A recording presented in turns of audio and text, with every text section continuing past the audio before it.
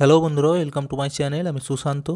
আজকের এই ভিডিওয়ে আমরা ক্লাস 3-র ইংলিশ বাটারফ্লাই বইয়ের রিভিশন লেসনের অ্যাক্টিভিটি 15 থেকে সমাধান করব। আর এর আগের ভিডিওয়ে আমরা অ্যাক্টিভিটি 14 বি পর্যন্ত সমস্ত কমপ্লিট করে দিয়েছি। তোমরা যারা সেই ভিডিওগুলি দেখোনি অবশ্যই প্লেলিস্টে গিয়ে পরপর দেখে নিতে পারো। আর এছাড়াও এর আগে অলরেডি আমি এই বাটারফ্লাই বইয়ের ওপর সমস্ত ভিডিও দিয়ে দিয়েছি, চাইলে প্লেলিস্টে গিয়ে সেই পুরনো ভিডিওগুলিও তোমরা দেখে নিতে পারো। আর ভিডিওটি শুরু করার আগে বলি, চ্যানেলে যদি প্রথম এসে থাকো অবশ্যই চ্যানেলটিকে সাবস্ক্রাইব করে নিও এবং বেল আইকনে ক্লিক করে অল অপশানটিকে অন করে নিও। তো দেখো এইখানেতে কি বলেছে, write the name of the 6 season of West Bengal in the blank circle two are done for you. অর্থাৎ দেখো এইখানেতে এই যে গোল করে একটা সার্কেলের মতো করা রয়েছে, হ্যাঁ, তো এই সার্কেলের মধ্যে কী লিখতে হবে, আমাদের পশ্চিমবঙ্গের যে 6টি ঋতু রয়েছে সেই 6টি ঋতুর নাম পরপর লিখতে হবে। তার মধ্যে দেখো দুটো লিখে দেওয়া রয়েছে, একটা হচ্ছে সামার আর একটা আর্লি অটম। দেখতে পেয়েছো? তাহলে বাকি এখনও যে 4টি ঋতু রয়েছে আমাদের, সেই 4টে ঋতুকে কিন্তু লিখতে হবে। তো বাকিগুলো কি কি হবে দেখো, এখানে আমরা কিন্তু পরপর লিখব। প্রথমে রয়েছে এখানে সামার, এখানে লিখব মনসন, মানে এটা গ্রীষ্মকাল, এটা বর্ষাকাল। তারপর হচ্ছে শরৎকাল, আর্লি অটম।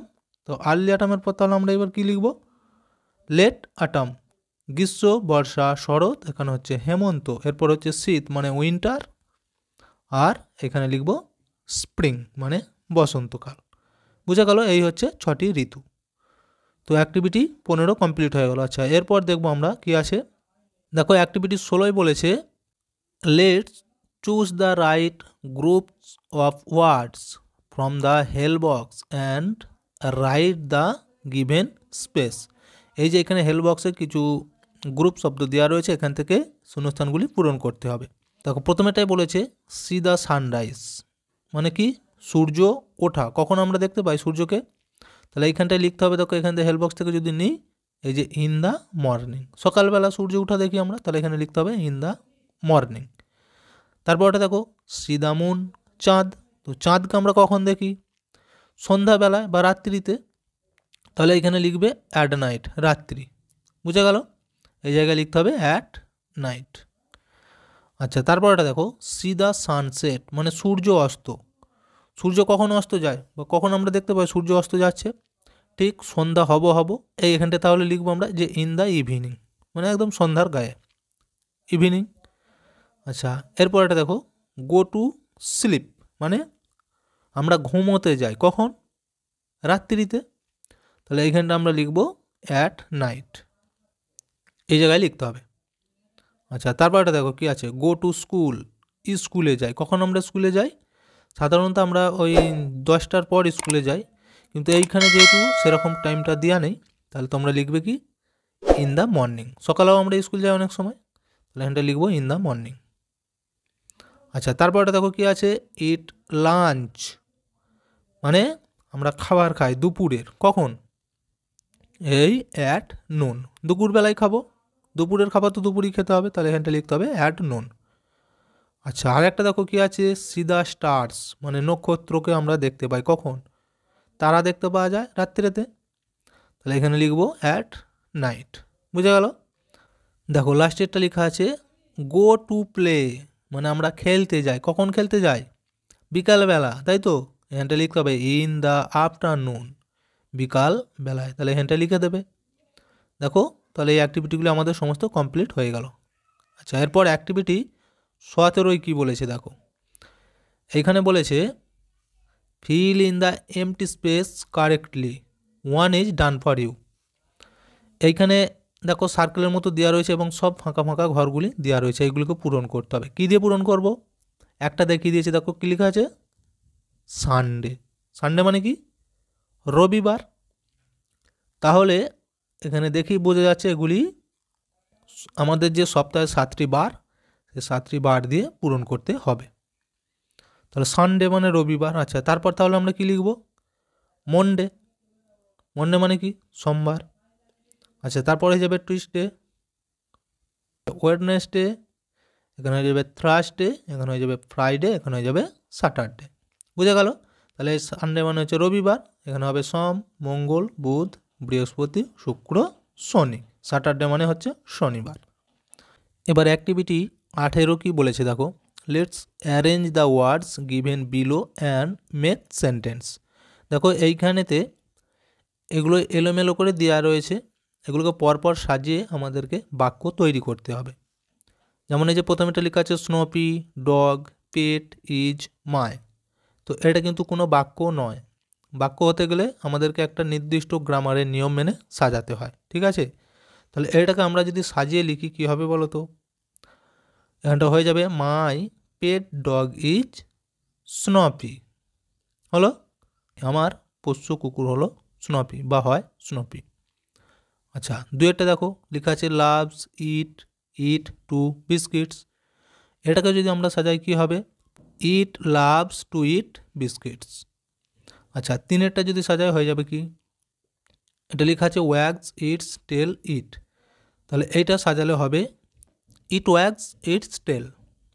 চারটা দেখো ক্যান ইট ফাস্ট রান। এটাকে সাজালে হয়ে যাবে ইট ক্যান রান ফাস্ট। আচ্ছা, তারপরে দেখো লেখা আছে উইথ ইট মি স্টে। তাহলে এইটাকে আমরা যদি সাজাই হয়ে যাবে কি? ইট স্টে উইথ মি। বুঝে গেল? আচ্ছা, লাস্টেটা দেখো লেখা আছে লুকস দ্য স্নপি ডক্টর আফটার। তাহলে এইটাকে আমরা সাজালে হয়ে যাবে দ্য ডক্টর লুকস আফটার স্নপি। তাহলে দেখো এখানেরগুলি আমাদের হয়ে গেল। অ্যাক্টিভিটি 19 কী বলেছে দেখো, let's look at the family tree and fill up the boxes with words from the help box. এই যে হেল্প বক্সে কিছু শব্দ দেওয়া রয়েছে, এই শব্দগুলি নিয়ে একটা ফ্যামিলি ট্রি সেটাকে কমপ্লিট করতে হবে বা পূরণ করতে হবে। তো ফ্যামিলি ট্রি বলতে দেখো একটা পরিবারের মধ্যে যতজন সদস্য থাকে তাদের সবার প্রথমে লিখতে হয় যারা সবথেকে বয়োজ্যেষ্ঠ ব্যক্তি, ঠিক আছে? সেখান থেকে শুরু করে পরপর বয়স যত কমে কমে আসবে জেনারেশানটা চেঞ্জ হয়ে হয়ে আসতে থাকবে।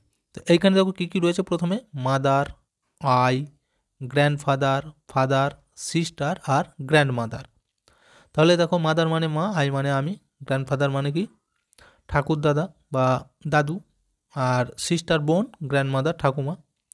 তো এইগুলি দিয়ে পরপর আমাদেরকে পূরণ করতে হবে। তো তাহলে সবার প্রথমে আমরা কি লিখব বলেছি বয়োজ্যেষ্ঠ যারা, তাহলে এইখানে প্রথমেই লিখব গ্র্যান্ডফাদার, এই জায়গায় লিখব গ্র্যান্ডমাদার। তাহলে কী হলো? দাদু ঠাকুমা, ঠিক আছে? তাহলে ওদের পরের জেনারেশন কে হবে? এখানে নিশ্চয়ই ফাদার হবে, বাবা। বুঝে গেল? আচ্ছা, এইখানে লিখব ফাদার। মাদার মানে মা। আচ্ছা, এরপর দেখো আরও নিচে আছে এখনও। এবার এইখানে আমরা লিখব, তাহলে যেটা বাকি রইল কি সিস্টার, আর এখানে তো আই লেখাই আছে। তাহলে এইভাবে কিন্তু এই ট্রিটা কমপ্লিট করতে হবে। আচ্ছা, এরপর দেখো আর কি রয়েছে, অ্যাক্টিভিটি 20 এইখানে বলেছে let's feel in the blanks with the words given below. এইখানেও তার শূন্যস্থান পূরণ করতে হবে।